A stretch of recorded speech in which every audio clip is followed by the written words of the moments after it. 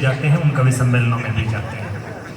वहाँ हम कुछ सुनाते हैं, वो लोग गदा बेचने का काम करते हैं। लेकिन आप लोगों की तालियां मैं सिर्फ एक बार इस बात के लिए चाहता हूँ कि जब हम इस प्रांगण में आए और जब हमें दीपक पारिक जी ने ये बताया कि कार्यक्रम किस वजह से रखा गया है, सनातन शक्ति का ये पवित्र मंच और गुरुदेव की परम आस्था का ये केंद्र, मैं ज्योतिषाचार्य जीवन जी को और उनकी पूरी टीम को बधाई देता हूँ कि आपने सनातन संस्कृति का इतना बड़ा पर्व किया है, इतना बड़ा उत्सव मनाया है। बहुत मुश्किल काम होता है। आप लोग कवि सम्मेलन सुन रहे हैं, आप में से कुछ लोग कवियों को गिन रहे हैं कि अब और कितने बचे हैं। मैं आपको बता दूं कि दीपक पारिक जी और भी पढ़ सकते हैं। लगातार कवि सम्मेलनों में था। मुझे जब कहा कि इस कार्यक्रम में आना है, मैं ज़्यादा भूमिका नहीं बनाऊंगा, थोड़ी देर ही पढ़ूंगा। बस आपसे अनुरोध इतना है कि अब आप जितने लोग बैठे हैं वो कृपया उठ के न जाएं। अब आप में से कोई भी उठ के जाता है तो ऐसा लगता है बारात की बस में से फूफा जी उतर गए हो। एक एक बारात ही महत्वपूर्ण होता है, तो आप लोग जाए ना, बस बैठे हैं। आपको ठीक लगेगा अगले 10-15 मिनट जब तक मैं रहूँगा, मुझे उम्मीद है कि आप लोगों को ठीक लगेगा। बड़ी मुश्किल से आपको आगे बुलाया गया।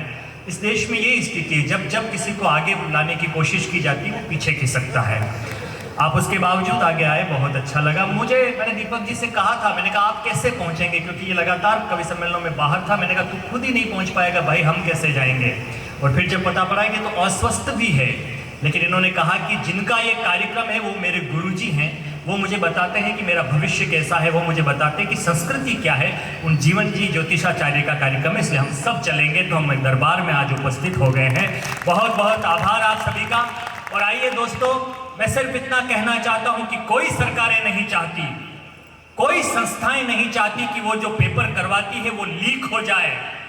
24 घंटे पहले नीट का पेपर लीक हुआ और एक रोते हुए बच्चे ने मुझसे कहा कि सिद्धार्थ देवल आप कवि हैं, हमारे लिए कुछ लिख सकते हैं या नहीं। मैं सिर्फ 4 पंक्तियां पढ़ रहा हूं। सबसे पहले लिखी तो 16 पंक्तियां हैं, लेकिन मैं 4 पंक्तियां पढ़ रहा हूं इस दरबार में।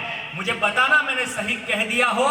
मैं निवेदन करना चाहता हूं, मुझे याद नहीं, उसके बाद में मैं वो सब सुना दूंगा जो मैं आपको सुनाना चाहता हूं।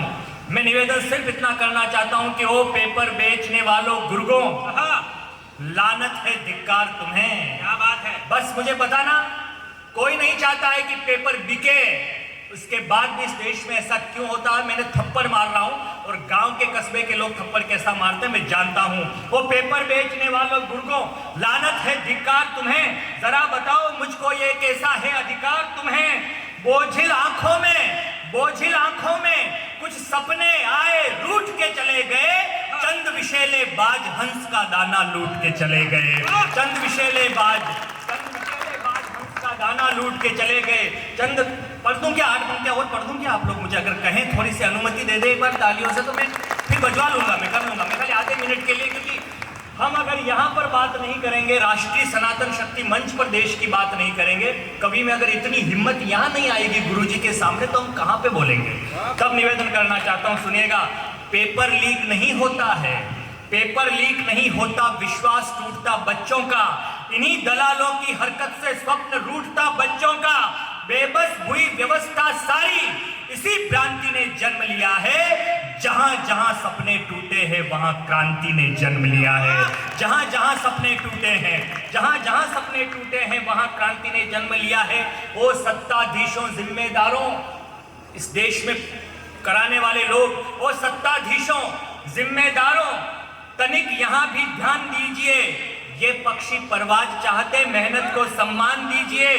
जीवन की मीठी झीलों का, जीवन की मीठी झीलों का जल आंसू से खार हो गया।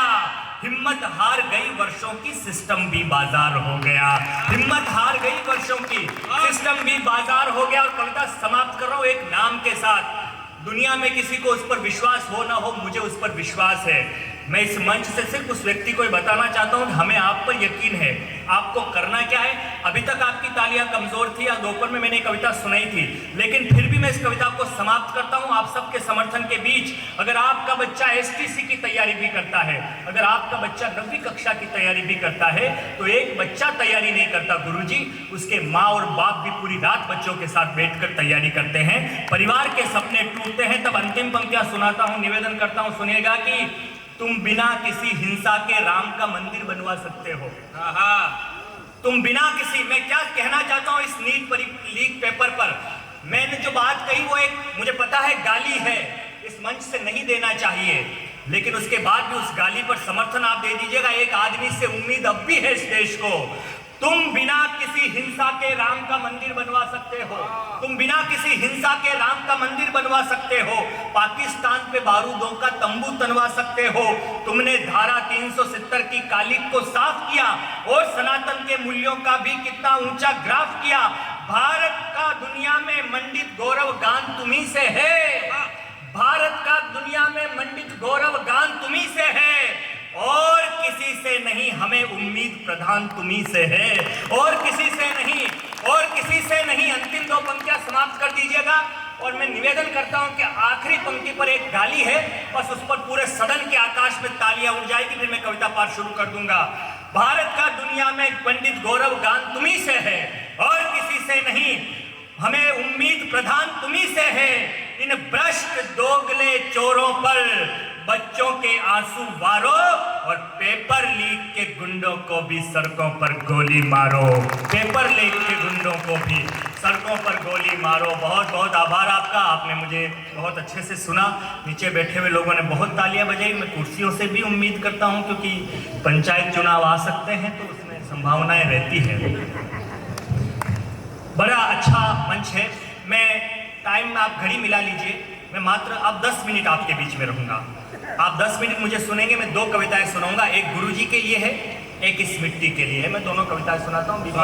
स्वागत। मेरा बहुत बहुत प्रिय भाई और आपके भीलवाड़ा का सुपरस्टार कवि है ये। इसने जितना नाम आपके शहर का किया है, ये बंशी बेकारी जी की ज़मीन है, ये सुरोलिया जी की ज़मीन है, ये सिर्फ कपड़े की ज़मीन नहीं है, आदरणीय स्वर्गीय नरेंद्र दादी जी की ज़मीन है, ये कपड़ों की और दूसरे व्यापारों की ही ज़मीन नहीं है, ये कवियों साहित्यकारों की भी ज़मीन है। और दीपक पारिक उस साहित्य संस्कृति का बड़ा नाम है। एक बार तालियां अपने शहर के, अपने क्षेत्र के इस बहुत बड़े कवि के लिए बजा दीजिए। सपना जी ने बहुत अच्छा सुनाया, भाई हमारा संजीव, मनोज भैया और मनीष और ओम जी सब बहुत अच्छा सुना रहे हैं। अब आप एग्जैक्ट 10 मिनट मुझे दीजिए, मैं पहली कविता सुनाता हूँ सनातन धर्म पर।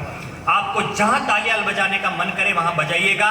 इस हिंदुस्तान के अंदर गुरुदेव संतों पर चुटकुले सुनाए जाते हैं मंचों से, इसी हिंदुस्तान के अंदर वो बातें की जाती जिन बातों को नहीं किया जाना चाहिए।